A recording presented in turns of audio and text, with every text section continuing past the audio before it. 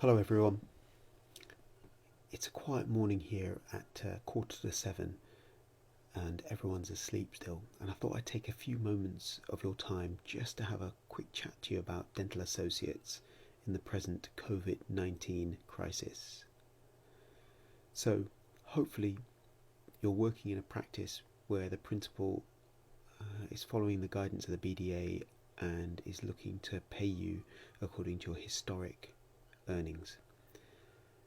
So in our practice, we work on the principle of payment on UDAs completed, and this means that we have a very clear understanding of what the associate produced last month and for the last 12 months, and thus it's quite simple for us to look back, work out an average, and pay according to that average.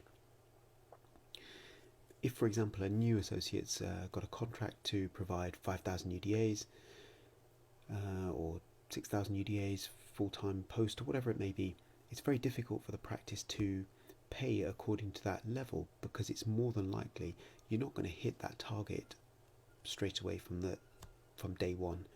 And I guess it's all about a negotiation with your practice owner, because if, for example, he pays you according to your contract, the chances are that he's not going to be solvent, possibly, to continue paying you and have a business. So there has to be some common ground between you two. And if each side is dogmatic and wants to stick to their entrenched positions, you might find that practices and principals will just say no, the contract's void, and we're moving away from it. I have heard that some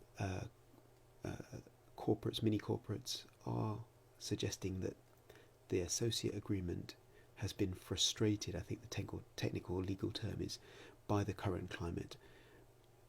We've contracted you as an associate to provide UDAs. You cannot provide UDAs, ergo the contract is frustrated, and therefore it is now null and void, and we're getting rid of you as contractors. Now you can understand that from a business perspective, but I think it's rather unfair when you look at what's being offered to the business to maintain its NHS contract payment.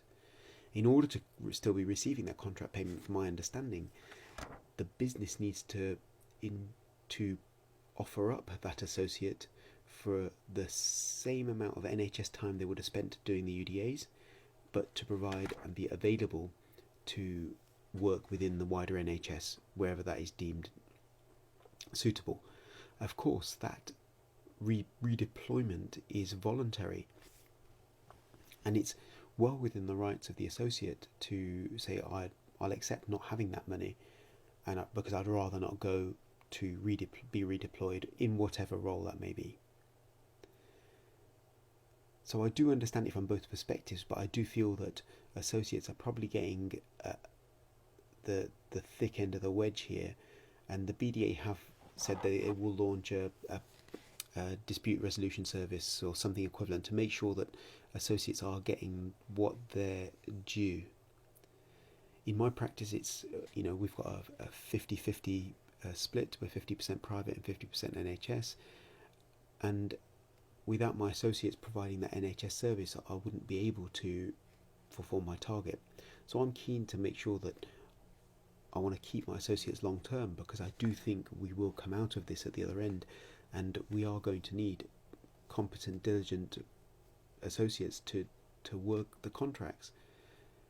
It's been a long time since I've done heavy NHS dentistry, and although I do provide a great deal of NHS dentistry in my other practice, in my main practice, my associates do a wonderful job, and they look after the patients really well, and they provide a service that I want them to continue providing.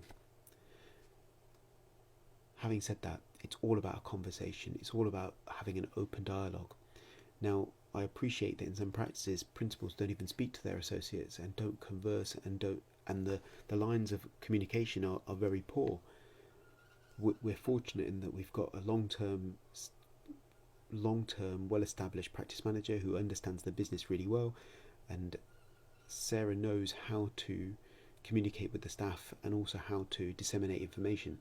We use WhatsApp and we use Trello, and we make sure that when we're thinking about new ways of working or planning to do different things, we're very keen that that's disseminated across the groups. We have separate groups for the whole team, for the dental associates, the dental hygienists, and we try to make sure that everyone knows what we're thinking and how we're moving forward. Because frequently my associates and my hygienists and my staff will come back to me with information and maybe a perspective that I hadn't considered.